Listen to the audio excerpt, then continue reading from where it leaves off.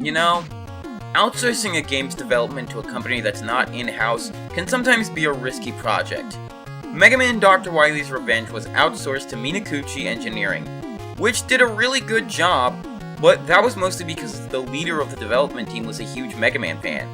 That's an example of when development outsourcing goes well, but it can also go terribly, as is the case with the PC version of Batman Arkham Knight, which ended up so screwed up that WB Games actually had to refund customers on Steam for how bad it was.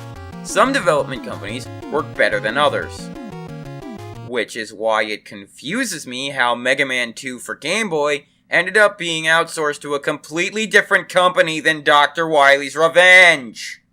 The company that developed the game this time around is named Biox, a company who I only found info on via a Giant Bomb article on them, where this is listed as their second game, out of 8. This company seems to not have developed any games since 2001, and in fact seems to have disappeared off the face of the earth, actually. But this is only their second game, like I said, with the first one that they developed being released 2 months prior called Factory Panic, a game developed for the Game Gear. All the games they made appear to have been Japan exclusives, except for this one, so I don't know. The point is, according to research I've done, Biox had pretty much little to no idea about how the Mega Man series even worked. That's not a good sign. Well, who knows? Maybe they were able to pull something off with this one? Let's take a look at Mega Man 2 for Game Boy. Man, that's going to be a mouthful to say, isn't it? Oh god, what is that noise? It sounds like somebody made a higher-pitched 8-bit version of Nail on a chalkboard than the Wily saucer. I can feel it tearing at my brain! You like that annoying high-pitched music? Well, get used to it, because that's all this game's soundtrack consists of, and it doesn't shut up. It's not the only choice for sound design either that's odd. Look, here's a one-up. Guess what sound it makes when I pick it up? I'll give you a hint. It's not the usual one. Really, game? You're stealing your sound effects from Mario now? Hell, why not go all the way and replace the Buster Shot sound with the one of Mario shooting a fire flower? Okay. Calm down. Let's not try to turn this into one of those AVGN ripoff videos that were all over YouTube when it first started. Let's relax and actually focus on the game. Okay. So, since 4 of the Mega Man 2 Robot Masters were in the last game, they decided to throw the remaining 4 into this one. So our stage selection consists of Metal Man, Crash Man, Air Man, and Wood Man. Yay. Well, we'll start with Metal Man as always, and okay, yeah, I can't do this anymore. This game is really easy. Seriously, I was able to get through this game without a single game over, and I don't consider myself that good at video games. It's got some challenge to it, but the entire thing was pretty easy overall. I do like the fact that this game implements Rush, the sliding, and E-tanks, so that's at least something. The boss fights are about as easy as their NES counterparts. Metal Man still runs on a conveyor, Airman's still got annoyingly hard to dodge tornadoes and is pretty difficult to beat without the leaf shield, at which point it becomes really easy. Crash Man still always jumps whenever you fire and he tries to blow you up with the crash bombs, and Woodman still makes things annoying with his leaf shield blocking everything. After that, you go through the Wily stages, and I'm sorry if I sound so bored, but I hate this game. It's easily the worst game in the classic series, and I want to get through this as quickly as possible. Anyway, you get the items. Woodman's now officially weak to Metal Blade, Metal Man's now weak to Crash Bomber, and in Wily's still really easy stage, you are instantly brought into a teleporter room, just like the last one that has 4 bosses from Mega Man 3 this time. The only difference is that these bosses also have their own stages to go through, so that's at least something positive I can give this game.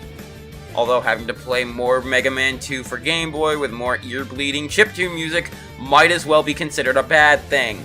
So after we go through 4 more mini-stages and beat Needle Man, Magnet Man, Hard Man, and Top Man, we finally can end this level. If you're wondering, by the way, Needle Man is now weak to Top Spin, and Magnet Man is now weak to Needle Cannon. Anyway, just like last time, we can fight one more Robot Master. And this time it's Quint. Quint is by far the worst creation the classic series has ever made, with one of the stupidest backstories ever.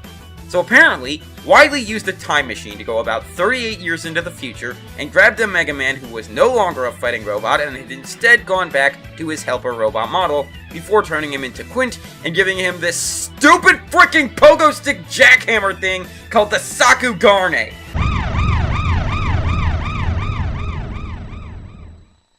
Okay, first of all, how does Quint not recognize his past self, and how does he not immediately turn on Wily for it? You could say that it's part of Wily's reprogramming, but other robots, both in the past of the series and in the future that we haven't gotten to yet, have been able to defy their programming, so that's no excuse for Quint here. Second, of all the weapons Wily could have given Quint, he gives him a stupid freaking pogo stick? Really? How about, I don't know, literally every weapon that Mega Man has used before! Third, and most damning, let's assume Dr. Wily somehow succeeded with this and created a robot version of Mega Man far more powerful than the one from the present. If he wins, then he just created a freaking time paradox, and the world as we know it is fucked. I honestly wouldn't have even minded the whole Mega Man fights a future version of himself thing. That alone is interesting. Look at Infamous. That game does the protagonist fights future self idea really well, and it's given loads of praise for it. But this is just dumb! And it's not like the actual fight is that good either. Quint, who is fittingly green for a fight on the Game Boy, suffers from a severe case of Toadman disease. He'll constantly hop to where you are, but you can just run in a different direction and fire at him. Actually, I think Quint's fight may be easier than Toadman's, because at least if you don't hit Toadman, he can hurt you. Quint, on the other hand, only attacks by jumping on you and trying to bring up a bunch of rocks to smack you with that you can just stay away from and not have to worry about getting hit by. And since he stays in one place for a long time, you can get multiple hits on him and it'll go down without question. After you beat him, he runs away and you get his stupid fricking weapon, the Sakugarne, which is absolute trash. I mean, it can be useful to cross spikes or get higher, but both the Rush Jet and Coil do that exact same thing, but better! And as an attacking weapon, if you thought the Charge Kick from 5 was bad when it comes to protecting you, the Sakugarne might be even worse. You have to land on an enemy to hit them, but if they don't die, you're getting hit, and usually for a lot of damage. It sucks to use. Now, I have heard rumor that the Sakugarne is supposed to be a modified Rush, what with the eyes, the red coloring, and the fact that it bounces being what remained from the Coil module of Rush, but there's no actual statement of that. I'd believe it, but since there's no official explanation, that means this thing pretty much came from nowhere! Besides, it still doesn't make sense why Wily wouldn't give Quint any other Robot Master weapons! After the fight with Quint, you go through one more rather easy stage with Salvador Dali clocks everywhere before you eventually reach Wily. This is where the Sakugarne is supposed to be really helpful, but I just found it easier to use the Mega Buster. His first stage just launches crap at you, and then his second one shoots these weird balls of energy at you, and then the third stage just throws crap everywhere. This fight's hard only because of the amount of stuff Wily throws at you in this fight. But using E-Tanks will help you tank them. After that, you don't even get any Wily groveling. Instead, Mega Man chases him out into space and then fires a missile that— Holy crap! Did Mega Man just murder Dr. Wily? What the hell, game? And that's it. The game literally just rolls the credits for the Robot Masters that were in the game in the same way that the last game did, just with this game's cast and awful music over it. Yeah, I think I've made it very obvious that I hate this game. It's way too damn easy, it hurts my ears just to play it, and it's not fun at all. Quint is wasted potential, what little potential he had, and the ending just goes into WTF territory. Honestly, you can skip over this game. It doesn't even really have that much of an impact on the franchise as a whole anyway, since only one other game even references it at all. Well, hopefully tomorrow will be a lot better. But we'll do that when we dive into Mega Man 3 for Game Boy. Seriously, screw this game. I crushed it easily.